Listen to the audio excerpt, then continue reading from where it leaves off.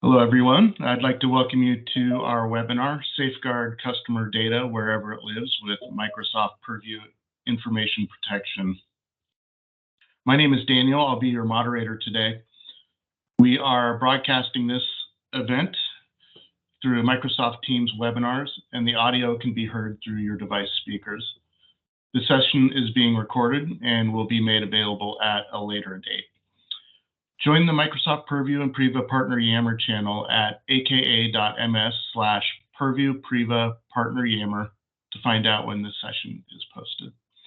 If you have a question, please use the Q&A panel and we'll do our best to respond at the end of the session or during the session. Kicking us off today from Microsoft is Anna Cheng, who is the Microsoft Information Protection Senior Product Marketing Manager on the Microsoft Compliance and Privacy Marketing team. Anna, the floor is yours. Welcome to this webinar. My name is Anna Cheng and I work in Information Protection Product Marketing. With me on this call is Tony Tamelis. Tony, could you please give us a quick intro on what you do? Thanks, Anna. My name is Tony Tamelis. I'm a Principal Product Manager in the Microsoft Information Protection Group, and I'm responsible for classification and labels in Purview Information Protection. Okay, great. Let's start. Let me advance the slide. Today we'll talk about the market challenges many organizations are facing with data security. Then I'll give you an overview of our Microsoft Purview Information Protection Platform capabilities. And then Tony will talk about what organizations need to ensure data security and then give a demo. He'll talk about how to get started and resources where you can learn more. So your data is growing exponentially. Today, organizations across various industries are generating massive amounts of data, and the data volume is growing exponentially every year. According to a recent study, by 2025, the volume of data created, captured, copied, and consumed will reach 191 zettabytes, a 186% increase from 2022. With an increasing number of global industry and national regulations, our customers are subject to strict regulations, and they need to show that they're complying with those regulations. Sensitive data is really everywhere these days. It's in the cloud, it's on-prem, it's in legacy files, things like files on laptops, emails, but it's also in new places like in cloud databases or might be in Teams chats. And so what we're trying to do is make information protection a platform that allows you to really discover and protect data in a single central view across all these different locations, and also provide granular access options for employees, contractors, partners, customers, and prospects who are multiple touch points of that data. Microsoft Purview Information Protection is a platform solution that helps address the data security needs of our customers by really comprehensively finding and protecting the most sensitive data in your organization. It's a horizontal capability that supports other data security scenarios. Our data loss prevention and insider risk management solutions leverage accurate identification of sensitive files so that it can be used as conditions for DLP policies or monitoring risks that arise from malicious or negligent users. We cover your entire digital estate. That includes multi-cloud, hybrid, and SaaS data that are supported by either our other Microsoft solutions and or partner solutions. So here's a slide that shows what our platform can do. It's a cloud-enabled, scaled-up service that allows you to uniformly classify, label, and protect all of your sensitive information across a broad set of workloads shown here on the slide. First, it has the ability to detect sensitive information in different categories. We'll discuss in more detail in the next slide. It's a classification service that allows you to find sensitive data on-prem and in the cloud. Second, it's a labeling service that allows you to either automatically label sensitive information or by having your users manually do it, apply labels on their data assets. And those labels are an indication of sensitivity, for example, confidential or public or general. So these labels can be applied to files and emails, also to groups and sites, to SharePoint sites and Office 365 groups can be labeled. We support labeling in Teams channels on Power BI, reports on Azure assets like SQL databases, and in Office 365 on endpoints, mobile to desktop, as you can see on the left-hand side of your screen, and for our endpoint DLP solution. Rights management service on the bottom center is responsible for another outcome of classification. It's the ability to protect your data using encryption and rights management in places where all these services are made available. So you can see that all the services that you see are supported. So all the classification and rights management and sensitivity labels are available on the endpoint, as well as in the cloud and Office 365, and also in SharePoint, OneDrive, Exchange, Office, Outlook, Power BI, and also third-party apps as well. We have an SDK that extends our labeling service to third-party apps. With respect to third parties, Defender for Cloud Apps connects to Workday and Box and Salesforce and Google Workplace. That are also supported by data classification service and sensitivity labels, which allow these third-party repos to be scanned, classified, labeled, and DLP enabled as well. On the right-hand side of the screen, we also cover on-premises through the MIP scanner, and we also cover Purview Data Governance for data lakes, SQL, database, Azure files. And on a roadmap, we're planning to cover third-party clouds like AWS S3 buckets as well. Our other advanced compliance solutions, such as e-discovery, insider risk management, communications compliance, and Microsoft Privacy, all use the same unified, consistent classification service and sensitivity labels. Let's talk about classification, our classification technology. These classifiers are supported in all the workloads and solutions described earlier. And all of the M365 services, you can use them to trigger detection in emails or SharePoint, OneDrive, or you can use them to trigger DLP policies. You can use our information protection platform to automatically find sensitive data, label it, and protect it. So we offer over 300 sensitive information types that detect things, sensitive files such as Social Security numbers, credit card numbers, driver's license numbers, and more. You can use them as is. You can clone and edit them to create your own if you need. The next technology is named entities, which is focused on the collection of person names, medical terms, or drug names, for example. Named entities addresses accurate detection that's needed for regulatory compliance. Exact data match is a technique that provides a lookup to exactly match contents with unique customer data, such as employee data or healthcare data. It scales to large enterprise requirements and supports up to 100 million rows and multiple lookup fields. So trainable classifiers allow you to choose from 23 pre-trained ML models that are currently in GA and 15 more in public preview. These ready-to-use classifiers can quickly identify sensitive docs in 9 different business categories, as well as specific documents. In addition, you can build your own trainable classifier for proprietary intellectual property detection. There are 42 credential sets, info types that are used to detect digital authentication credentials and passwords that's shared in files, chats, and emails. We have 2 key release announcements that I would like to highlight. The first is context-based classification with default site labels available today and contextual predicates based on file properties coming soon.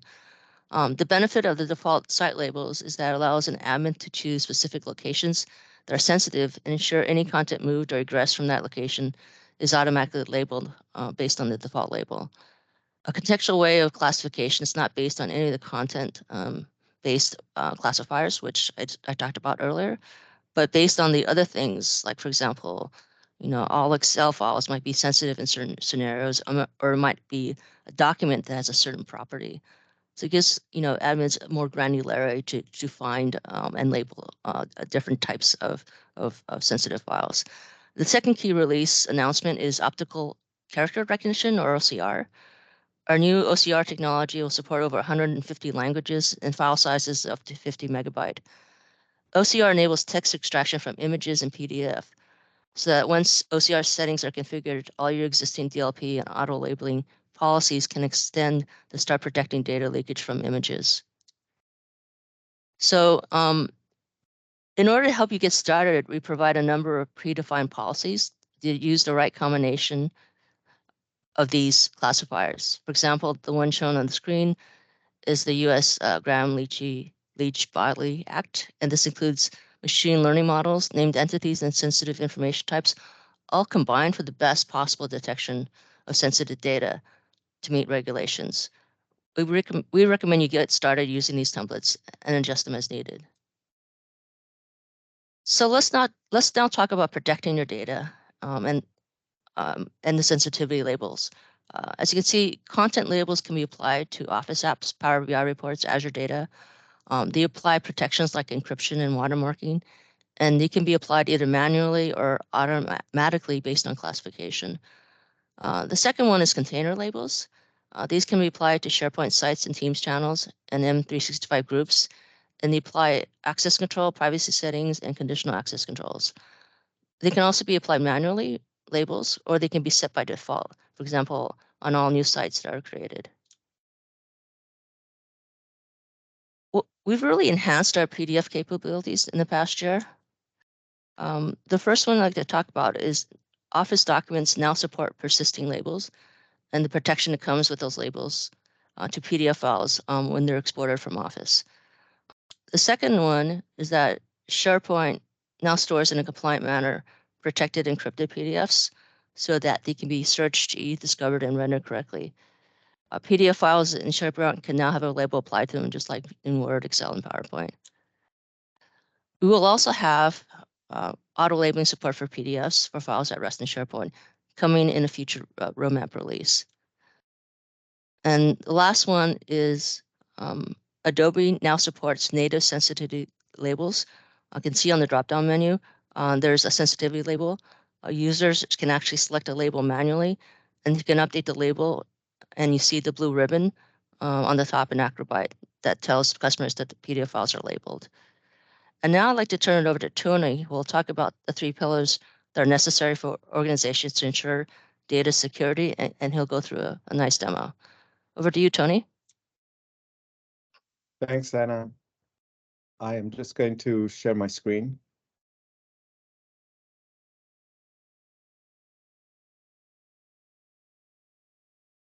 Can you guys see my screen okay?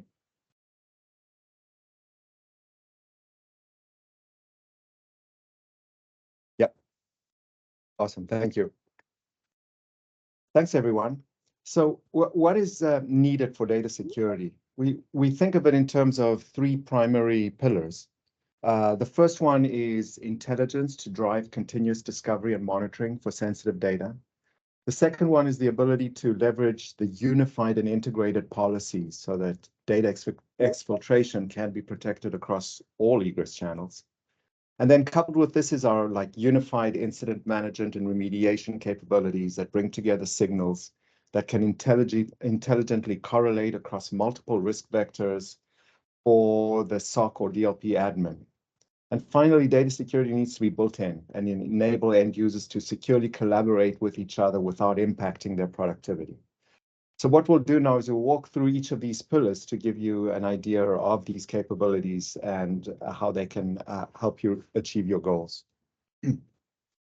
Okay, so the first pillar we talk about is intelligence. And this is around providing continuous risk monitoring to system admins and providing them with analytics to make them aware of what are the blind spots, give them insights in terms of their data protection and where they need to focus for coverage. And for us, it's important to enable this deep, broad, and intelligent discovery and classification of sensitive data using all the sensitive info types, machine learning models that Anna described a few minutes ago. And it's crucial as it's not possible to achieve comprehensive data security unless this broad and automated coverage of sensitive documents can be achieved. So here is an example in the data loss prevention solution. And in this solution, you can see there's an insight. And the insight is around financial and HR info. So basically, the system detected, without the admin doing anything or any policy, in the example, 679 documents containing financial data. What is financial data? Well, it's data that matches a machine learning model that detects financial data, and 438 detecting human resource data. So this is an important insight derived from running our new E5 classifiers. And we can show the insight via analytics, so you can see what's going on. By drilling down onto it, you can view the details. And the details show you more about what's going on, and specifically, they show you about some of the locations where the sensitive data is matched. Activity Explorer is our go-to location to see, well, how is this data being used? And it provides insight into file activity, files being printed, DLP rules being matched, labels being applied. And this is incredibly insightful because you can make an attribution, right? You can attribute to the file, you can attribute the sensitive information in the file, you can attribute to the policy that might have been in place, and you can attribute to the endpoint device that the user was using and to the user themselves. The second go-to place is Content Explorer. Content Explorer is a very rich experience because it allows the admin to go and look at, for example, that trainable classifier, which is powered by our machine learning engine, that matches, in this case, finance. And they can look at the doc and they can actually view the details inside the document to validate whether this is a match or not a match. Now we have a very important feedback loop. You can see on the bottom right that admins can actually provide feedback to the system, and that feedback then feeds into the machine learning model to improve its accuracy over time. All right, so let's move on to the unified best practices. And this is all about unified data protection policy across all the egress channels, so that the admin can ensure that protection is contextualized by workload. This is to then allow the use of unified incident management, and this correlates all signals across the cloud, the endpoint, applications, and enables admins to investigate and remediate incidents in an efficient manner. So the experience allows admins to reason over all of these different egress channels. So you can see it's email, it's SharePoint, OneDrive, it's Teams, it's endpoint devices, it's our cloud access security broker solution called MDA, on-prem repositories, and Power BI. So you can see how it's possible to apply the same policy consistently across all egress channels. And it's really important because you might have that finance machine learning model that you got some insight about in your organization. You can create a DLP policy, for example, and then you can apply it using that same machine learning model across all of these different workloads. It really allows you to scale up your ability to protect sensitive information. In order to help you get started, we provide a number of predefined policies that use the right combinations of advanced classifiers. So for example, the one shown is the US GLBA, or Gramm-Leach-Bliley Act. And this includes a combination of machine learning models, named entities, sensitive information types, and they're all combined in the right way for the best possible detection of sensitive information to meet the regulatory requirement. So we recommend you could get started using these templates, and obviously you can adjust them as needed. Sensitivity labels are also available to be used in a DLP policy. In this case, you can use sensitivity labels to be triggered as a condition in the policy. And then you can also restrict access or encrypt content using based on the activity that users are doing. And this screen shows how it's possible to create these advanced DLP rules that combine the context, for example, of uploads to a restricted domain with restricting access or blocking certain types of content. System admins can set workload-specific enforcement actions. In this example, it's on an endpoint device, so you can prevent copy print actions, you can block sharing, and these can be defined within the unified policy experience as well.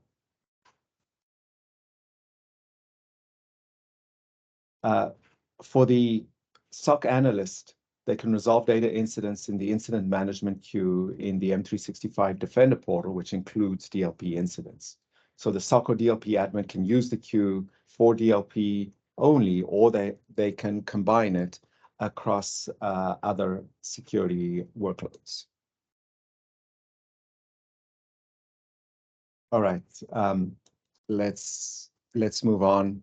And you can see over here in the incident response, we bring evidence, contextual evidence, to the admins so that they can see, for example, when they're looking at an incident, sensitive information found is actually highlighted in what we call a contextual summary.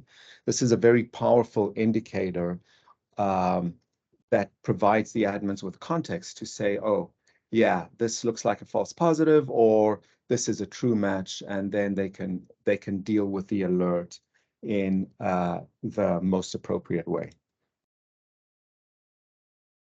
In terms of remediation, within the Defender for Cloud portal, admins can access native actions. They can see the policy descriptions, the file locations, and they can view other details as part of the remediation experience. Okay, let's switch gears now and see what built-in data security capabilities there are that revolve around end users. And remember here, the focus is we want to really enable users to collaborate, to share information, but to do it all in a way that doesn't compromise productivity. So you can see here with the built-in experience for endpoint devices. And here's an example shown of an end user working on a sensitive financial file on their endpoint device. And let's say they decide to print the document. After clicking on the print icon, they'll see, you can see on the bottom right, it's a familiar integrated endpoint DLP notification experience that informs them that this action is against the organization policy, and they have the option to do something, like they can override the action, or they can provide a business justification. And what the user can do is fully customizable by the admin. Inside of the Office built-in experience, so this is the native aspect of Office applications that is really richly integrated with Purview information protection. In this case, the user is authoring a highly confidential document which happens to contain credentials. A policy tip is displayed that says that the organization has automatically applied a sensitivity label. You can see the little yellow bar there that is that indication. The highly confidential label allows employees certain rights, like they can view, they can edit, they can reply to this content. Data owners can track and revoke, but anybody that's not authorized will not have access to this file. A really important investment that we made is in co-authoring. So on a protected, encrypted document, users can still collaborate. They can still co-author, and co-authoring is available on all platforms, on desktop, in the web, and recently we added it to mobile devices as well. So multiple users can simultaneously edit and author these confidential documents, and again, without compromising on the security and their productivity. Anna showed some of our PDF integrations with label inheritance. So the end user could save that highly confidential document from Word to PDF. And when the user does this, the label persists onto the PDF file, and all of the permissions associated with that label also are inherited on the PDF file. Let's move on to the built-in aspect of Teams. So we covered Office. We're going to move to Teams now. In this screenshot, the user tries to send a Teams chat, and you can see it contains sensitive credit card information. The message was automatically blocked with a clickable URL, and it's a notification titled, "What can I do?" for further information. And this is really a differentiator because it allows user education in real time to help them be more aware of the sensitive data that they're handling and what the appropriate usage is. So we've also added the capability for protecting data in Teams meetings. So sensitivity labels are now built in to Teams and Outlook meetings. This is one of our most recent additions to the label capability. And so you can see in this case, the meeting has been labeled as top secret. And what does this mean? Within the context of a top secret meeting, it's possible to add a watermark of an attendee's email address to prevent screenshots and taking photos of sensitive content without any attribution of that would be provided by that watermark. And shown here is a pop-up notification that shows how preventing copying chat content to other applications in the context, again, of that top secret meeting. So you have very rich controls that are associated with labeling a meeting now that cover both the Outlook side and the Teams side, and all of that is unified and integrated. So what you just saw here was how Microsoft Teams can enable the enterprise users to securely collaborate, yet ensuring end users remain productive. I'm going to skip over that one, and let's move over to how to get started. So there's a few steps in terms of how to get started. The first one is defining the label schema, which is establishing a scheme with parent labels, sub-labels, user descriptions, and priority ordering. The next one is publishing the labels to the end user so that they can start using them in manual ways. The third one is applying automatic labeling through label recommendations. And then the fourth one is labeling at scale through what we call server-side auto labeling, which you can scale to the entire enterprise and cover Exchange, SharePoint, and OneDrive. And obviously, it goes without saying that the outcome of that is you can use the rich DLP policies that I was just talking to you about to apply protections in addition to the labels. We have a quick start. It's a default set of labels and label policies. It's a simple one-click turn on. It's a really awesome capability. A lot of customers struggle a little bit. So what should my label scheme be? What should I call them? What are best practices? What do other customers do? So we've like built a best practice set of reference features. And a customer can use this experience inside of information protection. They can activate the features and they get a full set of capabilities, all the labels, the DLP policy, the automatic labeling, and they can just turn it on with a one-click button. And then obviously going forward, they can modify it as needed. And then finally, some resources. And we're going to share these with you, but we have a great set of resources in terms of blogs, information protection and governance sessions, online roadmap tool, an interactive guide. There's a free trial, and then there's some licensing information as well. I'm going to stop there. That's the end of my section, and turn it back over to Anna and Daniel.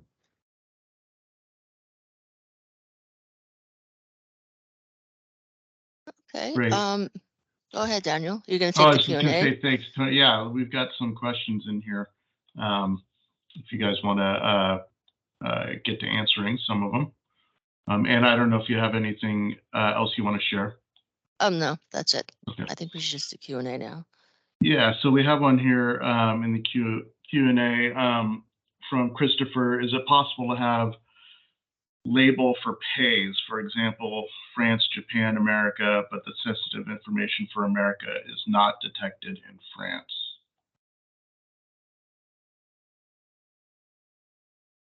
So it looks like Ashish has answered this one too. So if you have any interest in that, you can look there. Sorry about that. What else we got?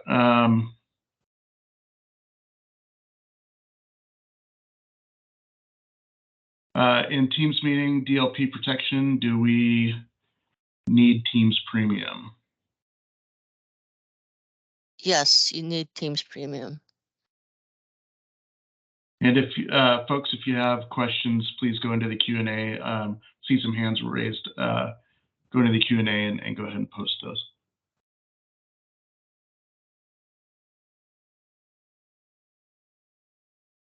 Adobe Reader native labeling seems to want a paid service to add the Protect tool.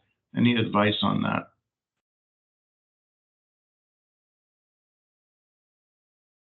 Adobe Reader, it only supports viewing protected PDFs. If you want to actually change the label, apply the label, be subject to label policy, Adobe requires the Pro license. And so if you want users to actually interact with labels in Adobe, just like they do in Word, Excel, or PowerPoint, that is a paid license feature from Adobe.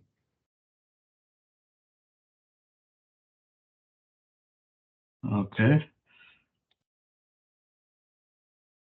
Any other questions that we have here? I'll wait a minute here to see if anyone else has one.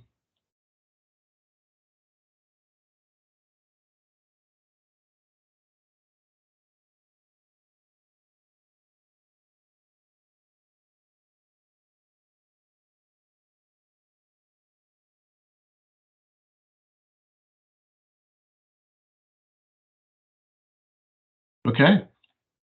We got one in here. There was a comment about a user overriding a DLP measure and or providing a justification. Do users always and everywhere have these rights? It's configurable in the DLP policy. So the admin can decide what rights they want to give. And typically it depends on the level of sensitivity. So for example,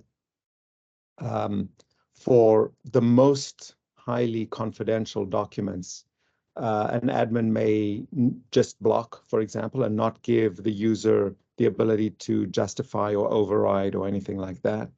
And for lower sensitivity labels, they may give a different set of controls that do allow the overrides. All of that is part of like the risk posture of a company. So the admins would have to take a decision, and based on that, they can configure the policy and the override appropriately. Okay. Let's see. Moving within a parent label, will there be requiring justification to change a sublabel?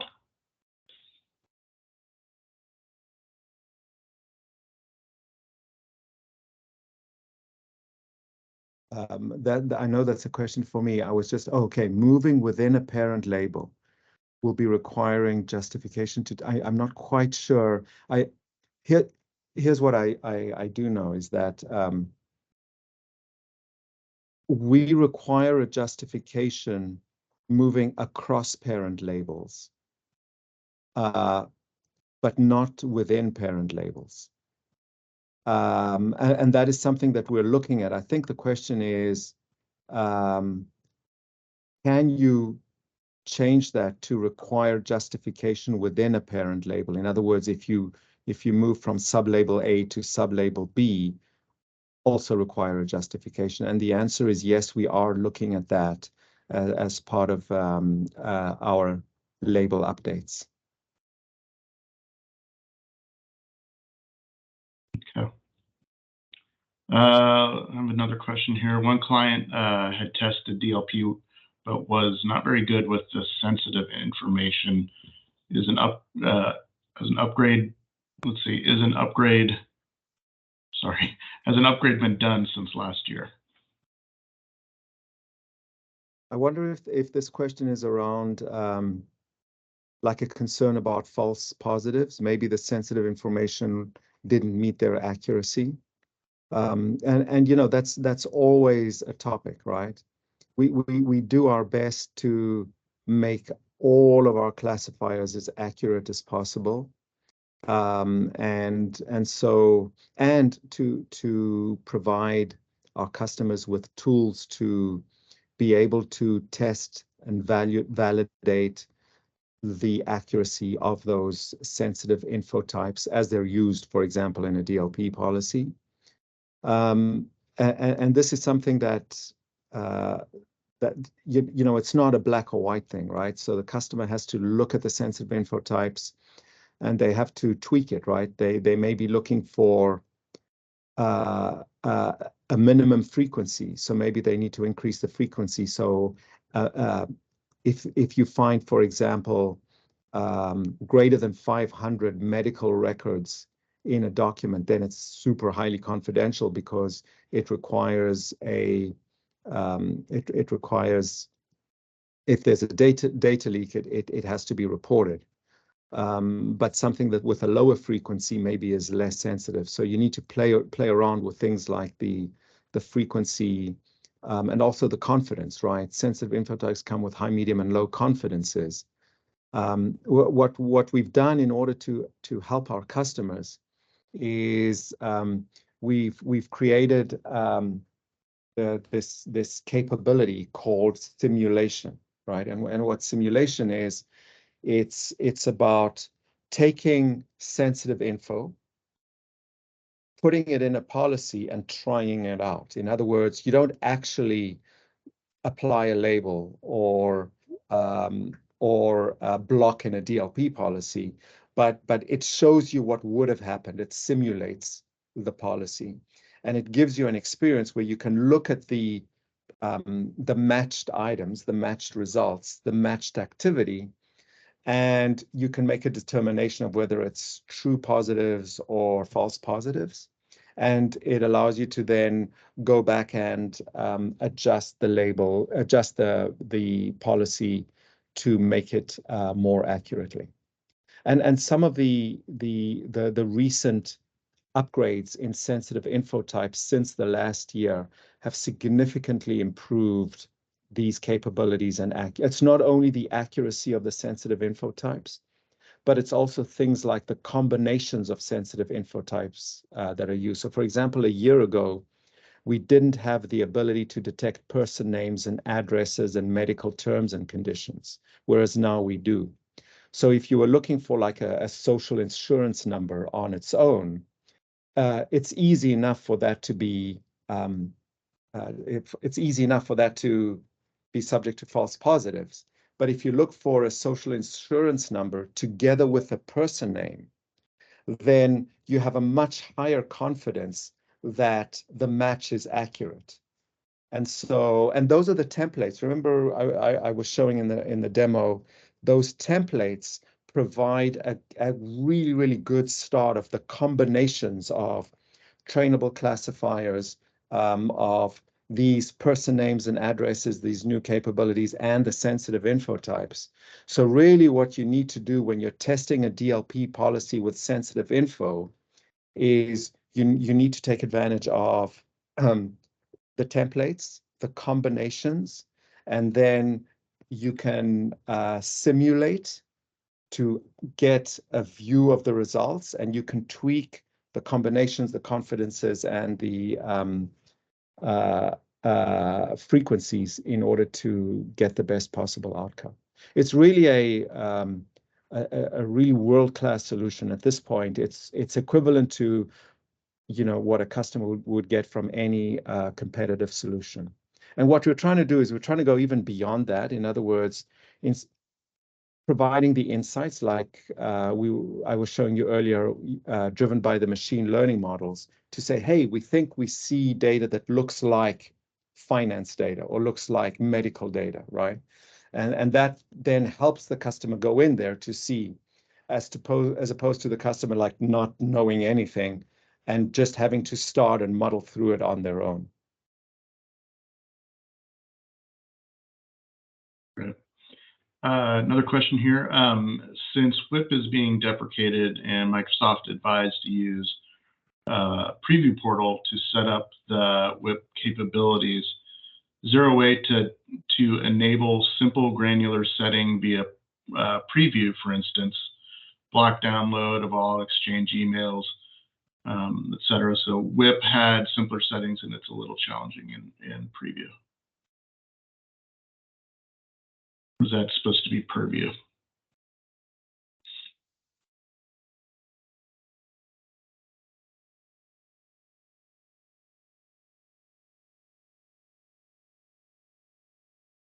Anyone Sorry, of our? I'm just looking at the, yeah, I'm just reading it.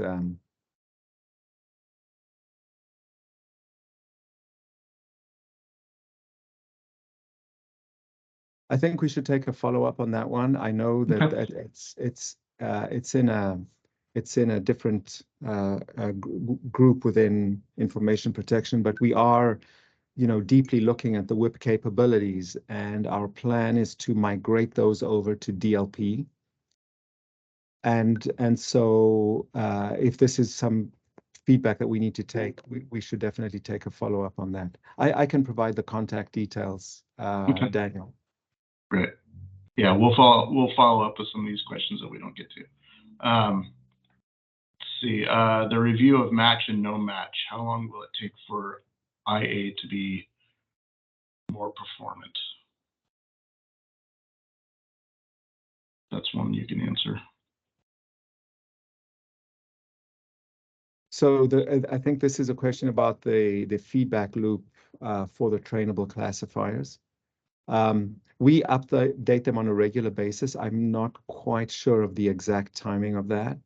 But again, happy to take a follow-up on that to get the right answer. Will there be any upgrades to reporting on the number of labels applied, which labels, etc., for E3 licenses?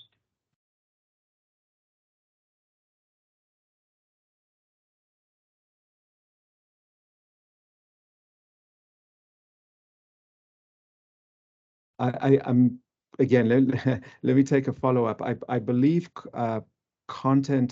Activity Explorer shows that. I just need to double check whether Activity Explorer is just for E5 customers. I think that's the case. Okay.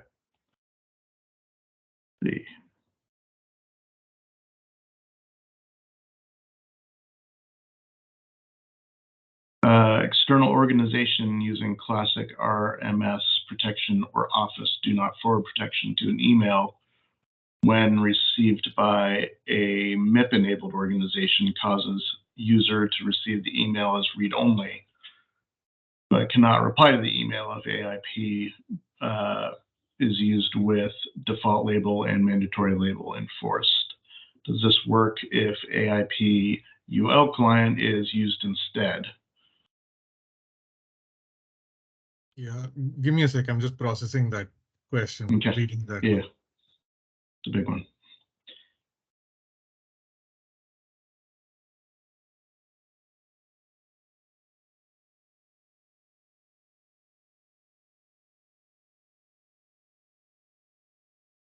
If we run the simulation mode, can we do a review? Yeah, you can do a full review. In other words, it'll tell you how many files matched or emails, and then you can sample the matched items, and you can do a full review and see what matched and what didn't. You can run the simulation multiple times, each time tweaking the policy to make it to get it to the right accuracy.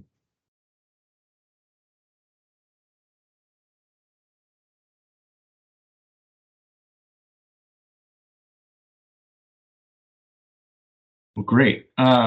We'll follow up with some of these other questions. Thanks for providing some real good ones. So I'd like to thank everyone who attended today, and we ask that you take a moment to complete our survey. You can see the link here, aka.ms/PurviewIP webinar survey. This webinar will be made available on demand at a later date. We'll notify partners through our Yammer channel, aka.ms/PurviewPriva partner Yammer. And be sure you register for next week's installment of our Microsoft Purview and Priva partner webinar series, where we'll deep dive into Microsoft Purview records management. Again, thank you all for your participation and have a great rest of your day.